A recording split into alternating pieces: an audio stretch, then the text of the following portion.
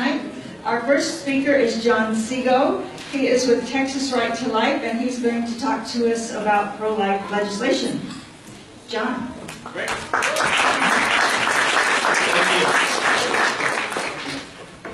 Thank you. My name is John Seago. I serve as the Legislative Director for Texas Right to Life. We are the largest and oldest pro-life organization in Texas. We are one of the main opponents of former Speaker Strauss. And you can't say that about all the pro-life organizations. So one thing that we get to do is we get to set priorities. There will be 30 to 50 pro-life bills filed during this session. And one of the things we get to do in the Capitol is to say, what are the most important bills to work on?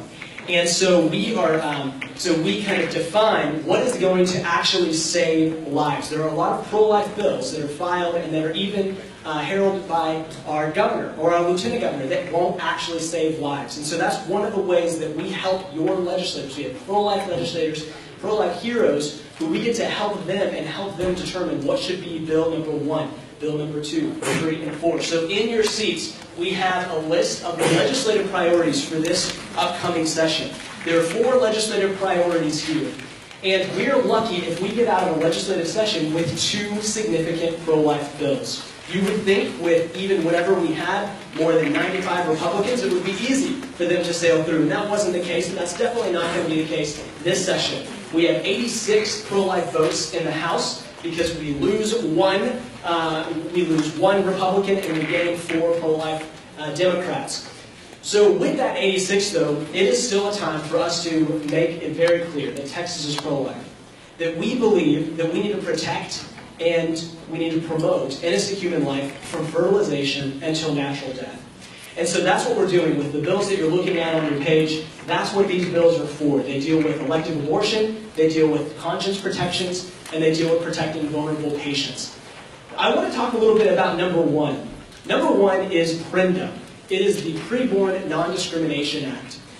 This bill is our top abortion-related priority. And this is a dynamic bill, and it highlights a couple of things. One, it takes the rhetoric from the left, that they're against discrimination, that they're against hate speech, they're against not valuing all human beings equally. Right? That's what they say. That's their rhetoric. But when it comes to elective abortion, nothing could be further from the truth. They are discriminatory. Actually, the whole act of elective abortion is discriminatory because the child can't speak for themselves. They're younger, they're more innocent, they're more vulnerable.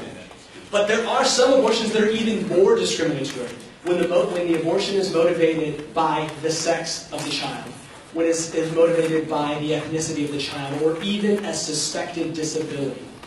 And unfortunately, the Republican Party has let down the pro-life movement on this point, on this discriminatory against those children who have disabilities. What our modern Republican leadership has done is they have said, we're not going to apply all our pro-life protections to children with disabilities in the womb. That's actually the opposite of what we do in public policy generally. Usually we say if you have a disability, if you have a handicap, we give you more protection, more access, more attention. But what happens in abortion is we say we're going to stop all elective abortions after 20 weeks unless we expect you to have a disability. Then you can be aborted all the way up into the day before you were supposed to be born. That's ridiculous. That's the opposite of what we say in other areas. That is absolutely discriminatory because these children are expected not to be perfect. That's what number 1 is about. It closes that loophole, and it also bans discriminatory abortions, abortions that have this discriminatory element to them. And it also doesn't just say no to the abortion. We always get accused of we only care about the child when they're in the womb. This bill doesn't just say no to the abortion, it wants to help families access social and medical services that are life-affirming. And so this is PRENDA, the Preborn Non-Discrimination Act. It's going to be number 1. And this is important because it takes the rhetoric from the left, but it also holds our own accountable. We actually have this problem because of moderate Republicans. And the problem is they say, oh, I'm against abortion except in the hard cases. But that kind of logic is actually the logic of the pro-abortion movement, is that they only want to protect some lives. Unless that life is inconvenient, then yeah, have the abortion, continue your education.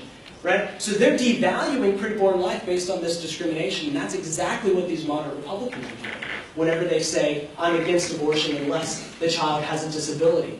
So that's what we're working on. We have, like I said, we have 86 votes, and so we're going to have to hold our own accountable to this. We're going to have to work on Republicans. There's about 20 Republicans that will be